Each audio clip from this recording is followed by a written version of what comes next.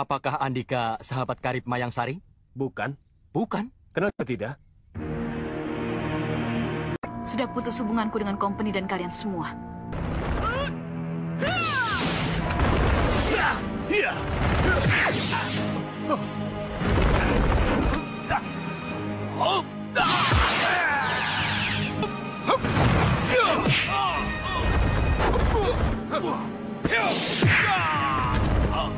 Murid 3 Serangkai Jati sekarang sudah bergabung. Kita tidak mungkin bisa mengalahkan mereka. Di awal episode ini, kita langsung menuju pada Kayang Sari atau Istana Atas Angin, di mana pada saat itu ada Rinata, putri Datuk Jampa utusan Mak Lampir, yang sedang menyusup dan bertujuan untuk membujuk Farida supaya mau keluar dari Kayang Sari. Setelah bertanya-tanya kepada salah satu dayang yang ada di situ, Rinata pun kemudian langsung menemui Farida dan membujuknya untuk keluar dari tempat tersebut untuk menemui Sembara yang telah menunggunya di suatu tempat. Sembara, maukah kau menemui sembaramu itu? Tentu saja aku mau. Ayo kita pergi. Iya, tapi kita harus minta izin dulu untuk keluar. Sedangkan Guru dan Rindi Antika tidak ada. Izin resminya nanti saja. Hanya kali ini saja aku mau mengantarmu. Lain kali aku tidak mau. Baik, ayo. Ayo.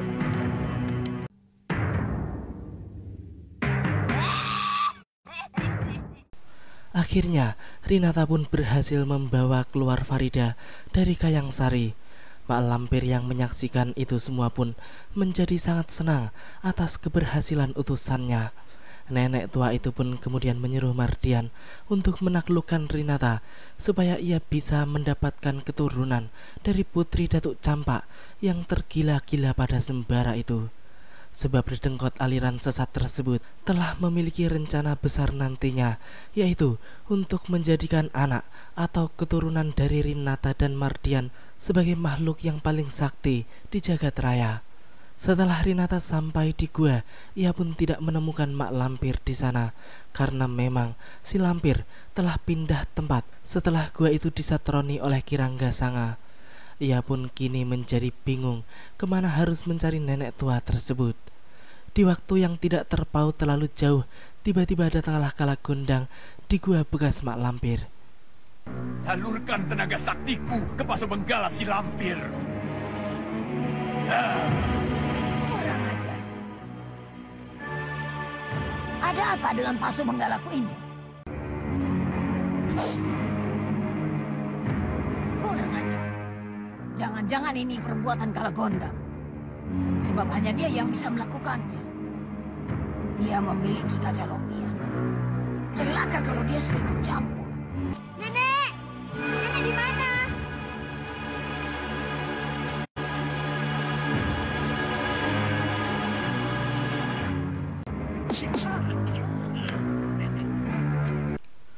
Mak Lampir yang tidak bisa menggunakan paso benggalanya itu pun telah mengetahui kalau pasti semua itu adalah perbuatan Kalagondang.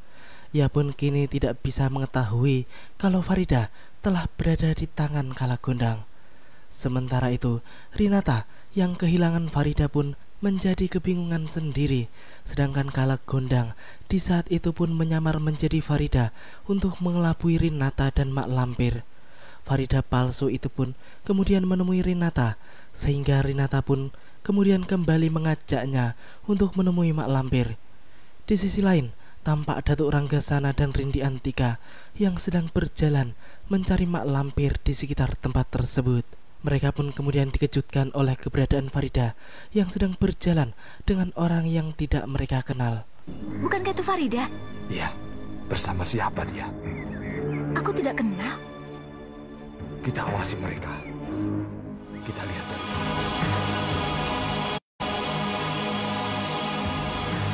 Sekarang kakek tahu siapa gadis itu? dia sebangsa dengan kita dan membawa Farida keluar. Kakek pikir dia mempunyai maksud jelek pada Farida atau kepada kita. Kita sergap, kek. Jangan. Kita ikuti saja agar kita tahu siapa di belakang dia. Datuk Ranggasanga pun kemudian memutuskan untuk mengikuti Farida karena ia ingin mengetahui siapa dalang di balik turunnya Farida dari Kayang Sari tersebut. Setelah berjalan cukup jauh, mereka pun kemudian sampai di tempat Mak Lampir. Nenek tua itu pun tertawa terbahak-bahak ketika melihat Rinata dan Farida kini telah berada di hadapannya. Datuk Rangga Sanga dan Rindi Antika pun masih mengawasinya dari jauh, dan mereka pun menunggu waktu yang tepat untuk keluar dari persembunyiannya. Farida, kita bertemu lagi sekarang. Malu. Malu kenapa? Kau sekarang jadi Kurang ajar. Berani kau mengatakan itu padaku? malu ya? Lancang. Nggak kena. Nggak kena. Kurang ajar. Jangan permainkan aku. Siapa yang mempermainkan kamu? Ini sungguhan kok.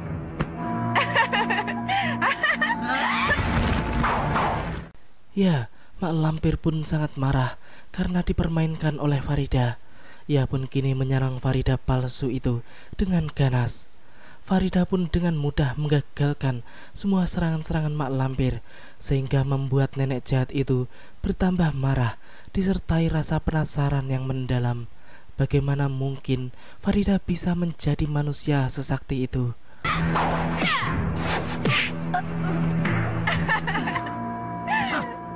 Malu ya? Malu jidatmu. Salah. Jidatmu itu yang kena kemplang. Sakit.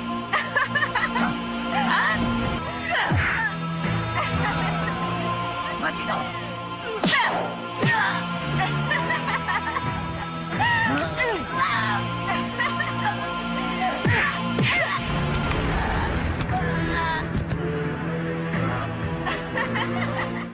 Farida palsu alias Kala Gondang itu pun benar-benar membuat Mak Lampir kesal dan darah tinggi, karena sudah berkali-kali ia mendapat pukulan telak yang jelas-jelas membuatnya malu.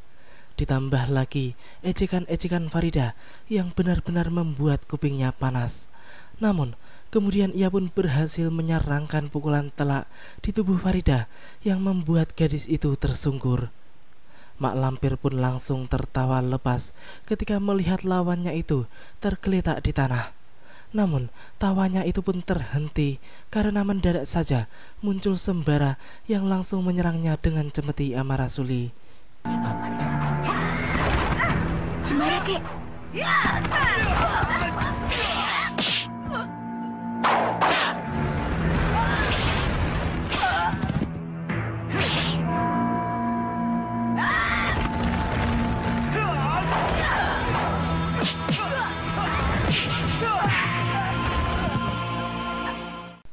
Farida palsu yang mengetahui kedatangan Sembara itu pun justru menjadi bingung dan terkejut. Ia pun kemudian cepat-cepat mencari tempat persembunyian, sebab jelas ia akan malu jika Sembara sampai mengetahui siapa ia sebenarnya.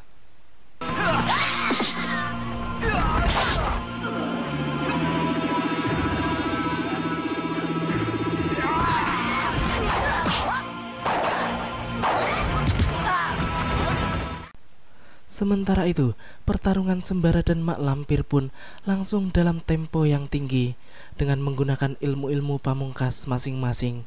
Dan sepertinya Mak Lampir tidak akan bisa mengalahkan murid Kiai Jabat tersebut yang masih menggunakan senjata pusaka andalannya.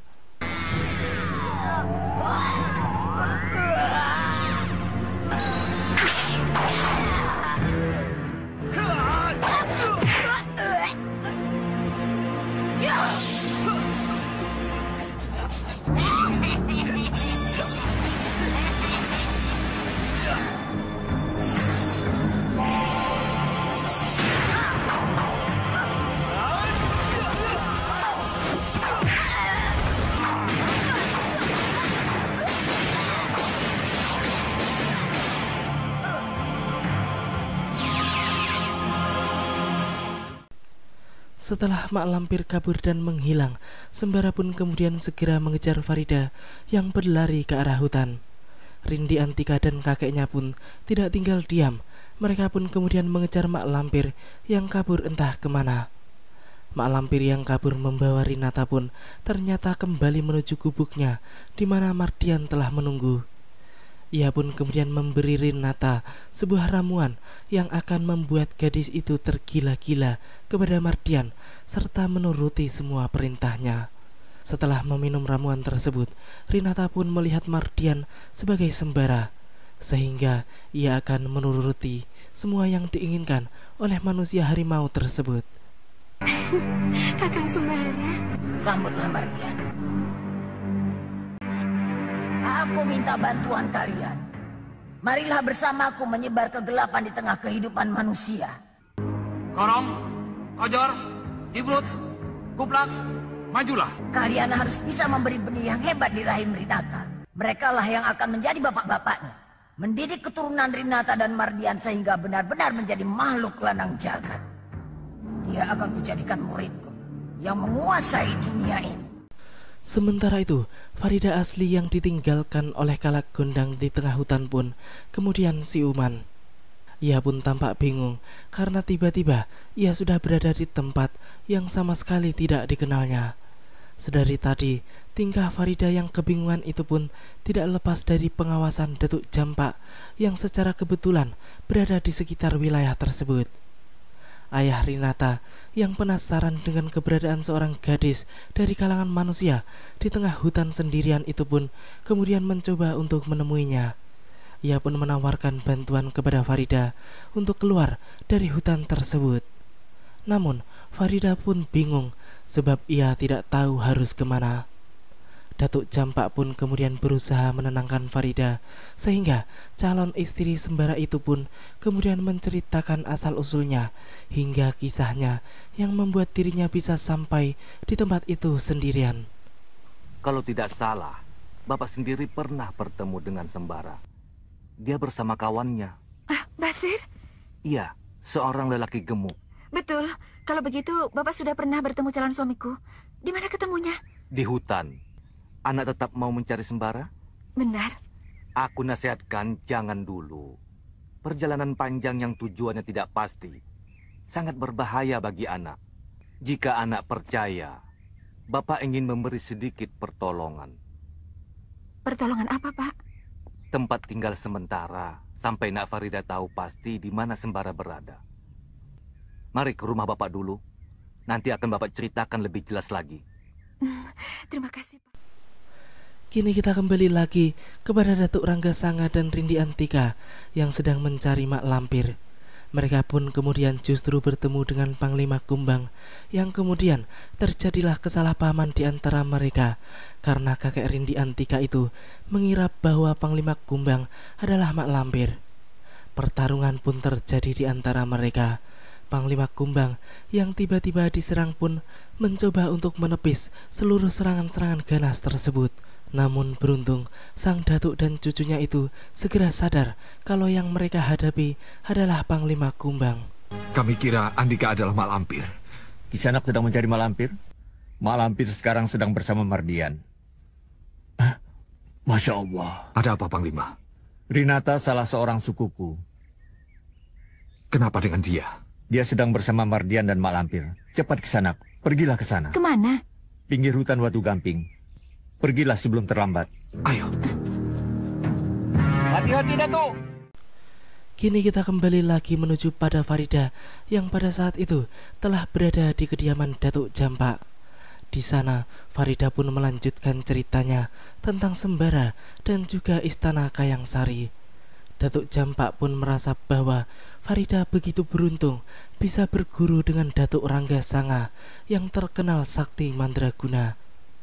Di tengah pembicaraan mereka, tiba-tiba dari luar rumah pun terdengar seseorang yang mengucapkan salam. Datuk Jampak pun kemudian segera menyuruh Farida untuk bersembunyi guna mengantisipasi hal-hal yang tidak diinginkan. Setelah itu, ia pun langsung membukakan pintu bagi sang tamu. Ternyata tamu tersebut adalah Kiai Jabat. Guru Sembara itu pun kemudian menceritakan mimpinya yang berhubungan dengan Datuk Jampak dan Panglima Kumbang, sehingga membuat sang kiai harus menuju tempat tersebut karena sebelumnya ia telah mencari Panglima Kumbang ke rumahnya, namun tidak ada. Aku bermimpi tentang kamu. Seolah-olah aku melihat rumahmu terbakar. Kau dan putrimu hangus di dalamnya. Apa takwilnya, Kiai? Kau harus berhati-hati. Akan ada ujian berat untukmu. Apa yang sudah terjadi, Jambak? Aku bertemu dengan murid Kiai. Dan sekarang, ia membawa putriku sebagai istrinya. Masa? Demi Tuhan, Kiai. Sembara muridku? Benar. Di mana mereka sekarang? Aku tidak tahu. Tapi yang jelas, mereka hidup bahagia sekarang. Kiai? Farida. Farida pun keluar dari persembunyiannya setelah mengetahui kalau tamu tersebut adalah Kiai Jabat, guru sembara kekasihnya. Sang Kiai pun kemudian langsung penasaran dan menanyakan mengapa Farida bisa berada di tempat itu.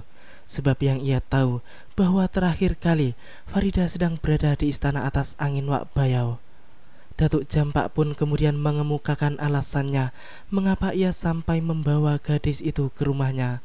Sehingga kemudian sang Kiai pun menyatakan bahwa ia harus membawa Farida pergi dari tempat itu, sebab akan sangat berbahaya jika Mak Lampir sampai mengetahuinya. Oleh karena itu, di saat itu juga Kiai Jabat pun berpamitan sekaligus membawa Farida pergi ikut serta.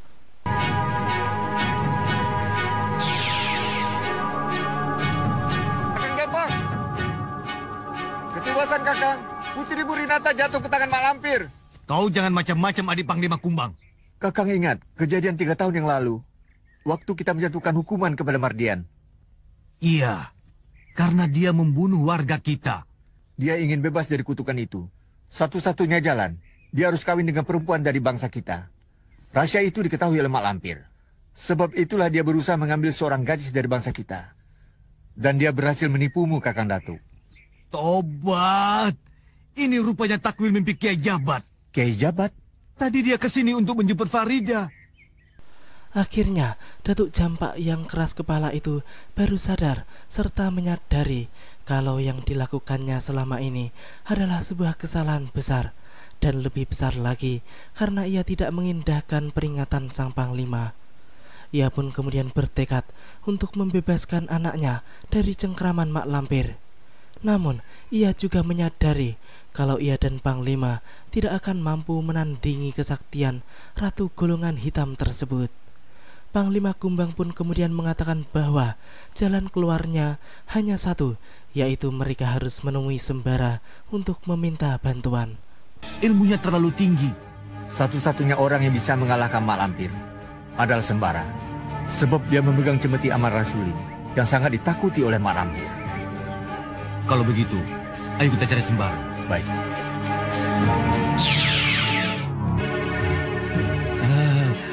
Ini yang namanya kejutan, Sembara. Kejutan apa, Sir? Loh. Demikianlah alur cerita di episode kali ini. Nantikan kelanjutan kisahnya di episode yang akan datang. Terima kasih bagi teman-teman semua yang udah mau nonton. Jangan lupa subscribe dan share, dan juga nyalain notifnya. Assalamualaikum warahmatullahi wabarakatuh. Dan salam anak 90-an. Kang, nanti dia yang bayar, Kang. Hah? Kamu tuh kalau ngomong ya ngomong, tapi mbok jangan begitu.